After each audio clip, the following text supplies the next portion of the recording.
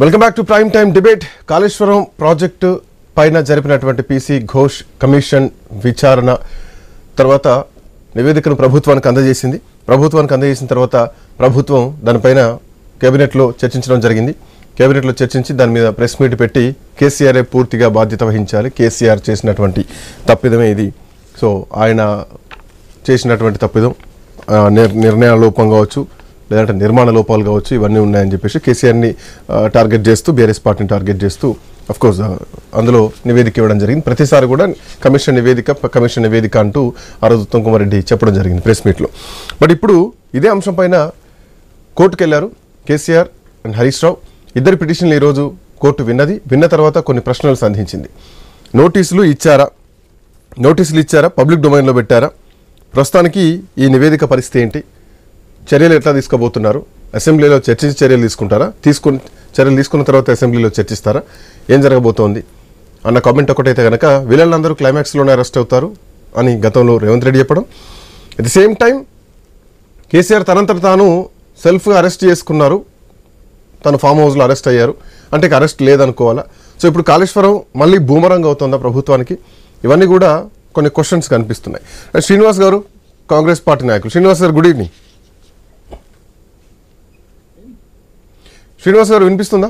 Hello, వినిపిస్తుంది. శ్రీనివాస్ గారు, ప్రభుత్వం ఇరకాటంలో పడ్డదా? హైకోర్టు అడిగినటువంటి ప్రశ్నలకు సమాధానం ఏముంటుంది? ఐటీవీ వీక్షకులకు మరి ఆతో పాటు ప్యానెల్లో ఉన్న మిత్రులందరికీ నమస్కారం. నమస్తే అండి. ఇది సహజంగా 16 నెలల క్రితం వేసినటువంటి కమిషను, దానికి రిపోర్ట్ వచ్చిన తర్వాత హైకోర్టుకు పోవడం అనేదే వాళ్ళ తప్పిదాన్ని ఒప్పుకోవడానికి ఉన్నటువంటి తార్కాణం. అది ఒక నిదర్శనం. ఎందుకంటే మీరు నిజంగా కమిషన్ గనక ప్రాపర్ వేలో వేయలేదని మీరు అనుకుంటే కమిషన్ వేసిన వెంటనే కానివ్వండి, విచారణ జరుగుతున్న సమయంలో కానివ్వండి, మీరు కోర్టుకు వెళ్ళొచ్చు.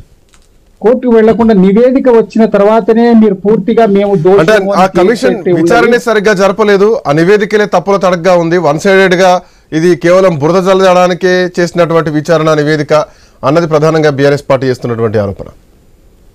వాస్తవము ఉండొచ్చు వాళ్ళ దృష్టిలో, కాకపోతే అది ఇప్పుడు పబ్లిక్ డొమైన్ లో పెట్టలేదని వాళ్లే చెప్తున్నారు. ఇప్పుడు వాళ్ళు క్లియర్ గా అసెంబ్లీలో పెట్టి టోటల్ పబ్లిక్ డొమైన్ లో వచ్చిన తర్వాత దాని యొక్క పూర్వాపరాలన్నీ తీసుకొని ఆ పాయింట్స్ మీద వాళ్ళు వెళ్ళుంటే బాగుండే. 60 పేజెస్ మీరు ఏదైతే చెప్తున్న పవర్ పాయింట్ ప్రెజెంటేషన్స్ లో టోటల్ గా 600 పేజెస్ చెప్పరు. ఇప్పుడు విచారణ అంటే వీళ్ళు ఇచ్చినటువంటి ఆరోపణలు, వాళ్ళు ఇచ్చిన వివరణలు, వాళ్ళు చేసినటువంటి ఎంక్వైరీస్ అన్నిటి గురించినటువంటి పూర్తి సమగ్రమైనటువంటి దాంట్లో ఉంటుంది. కోర్ట్ జడ్జిమెంట్స్ లో ఎట్లయితే లాస్ట్ మనం ఆర్డర్ ఫైండింగ్స్ ఎట్లా చూస్తామో వాళ్ళు ఇవన్నీ ఉంటాయి. దీంట్లో ఫైండింగ్స్ అనేది ఇంపార్టెంట్. ఎక్కడెక్కడ వాళ్ళ ఫైండింగ్స్, ఇది కాళేశ్వరంలో కూలినటువంటి పిల్లర్లు, అప్పుడు ఉన్నటువంటి పరిస్థితులు, తర్వాత దీని మీద మాత్రం వాళ్ళు విచారణ చేస్తారు. ఆ విచారణ చేసినటువంటి అంశాలు ఏమిటి అన్నది వాళ్ళు పబ్లిక్ డొమైన్ లో పెట్టిన తర్వాత ఫలానా అంశాలు సరిగా లేవు, వాళ్ళు విచారణ చేసిన శైలి విచారణలో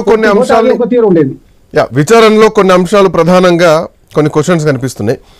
విచారణ చేసినప్పుడు అంటే పొలిటికలైజ్డ్ గా తో పాటు ఇంజనీర్ల పరంగా విచారణ చేశారు, కానీ కాంట్రాక్ట్ కంపెనీలను దీంట్లో ఎందుకు ఇన్వాల్వ్ చేయలేదు అన్నది ఇక్కడ కొన్ని ప్రశ్నలు కనిపిస్తున్నాయి.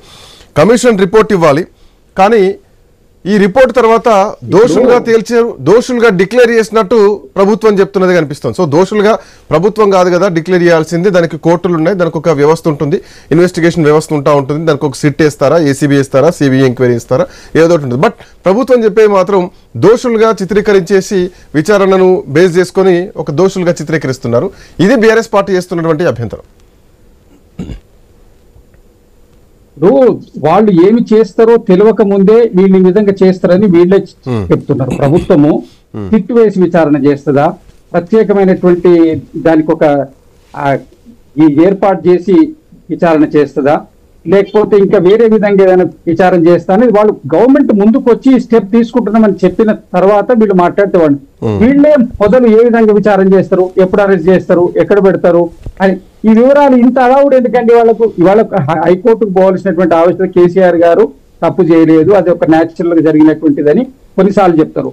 కొన్నిసార్లు వీళ్ళు ఆర్ఎస్ ప్రవీణ్ కుమార్ గారితో అంతకుముందు కేటీఆర్ గారు మాట్లాడి అక్కడ ఏదో బాంబు పెట్టి మైల్డ్ ఎక్స్ప్లోజివ్ బాంబ్ పెట్టి దాన్ని కూల్చేసింది.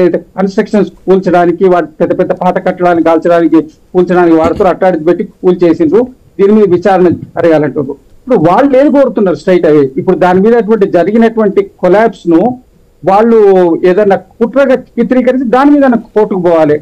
రిపోర్ట్ మీద కోర్టుకు పోవడం, రిపోర్ట్ పూర్తిగా బయటకు వచ్చిన కన్నా చాలా సందర్భాల్లో అసలు కేబినెట్ లో చర్చలే జరగలేదు అని చెప్పేసి గతంలో మీరు అన్నారు. కేబినెట్ నిర్ణయం లేకుండానే కేసీఆర్ నిర్ణయం తోటే ఓరల్ ఇన్స్ట్రక్షన్స్ తోటే కాళేశ్వరం ప్రాజెక్ట్ కట్టారు. మేము అన్నది కాదండి, కేసీఆర్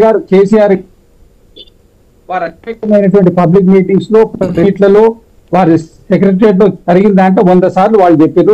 నేను ఓన్ గా మీరు కూడా కేబినెట్ లో అసలు తీర్మానం జరగలే, కేబినెట్ అప్రూవల్ లేదన్నారు.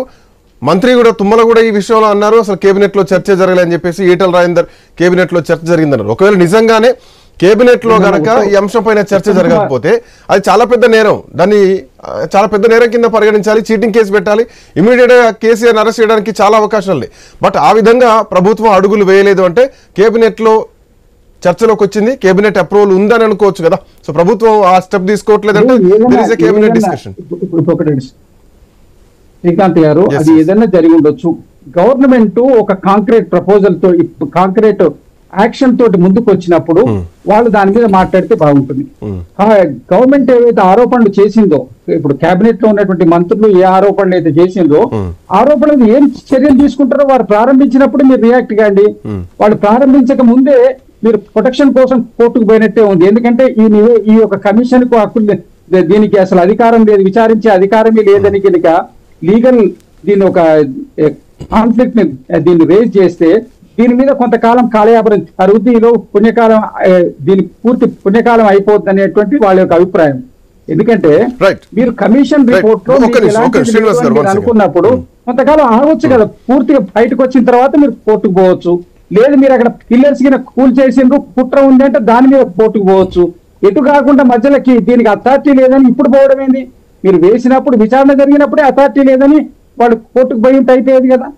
ఇప్పటి వరకు ఎందుకు విచారణ నివేదికలో ఏమొస్తుందో అది కూడా తెలుసుకోవాలి కదా.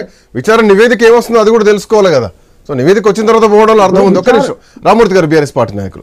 రామూర్తి గారు, కాళేశ్వరం ప్రాజెక్టు విషయంలో నివేదిక వచ్చింది, ఇక మీరు అయిపోయింది, అడ్డంగా దొరికిపోయారు. ఇప్పుడు కప్పిపుచ్చుకునేటువంటి తప్పించుకునేటువంటి ప్రయత్నాలే చేస్తున్నారు బీఆర్ఎస్ పార్టీ అన్నది కాంగ్రెస్ పార్టీ నాయకులు చేస్తున్నారు.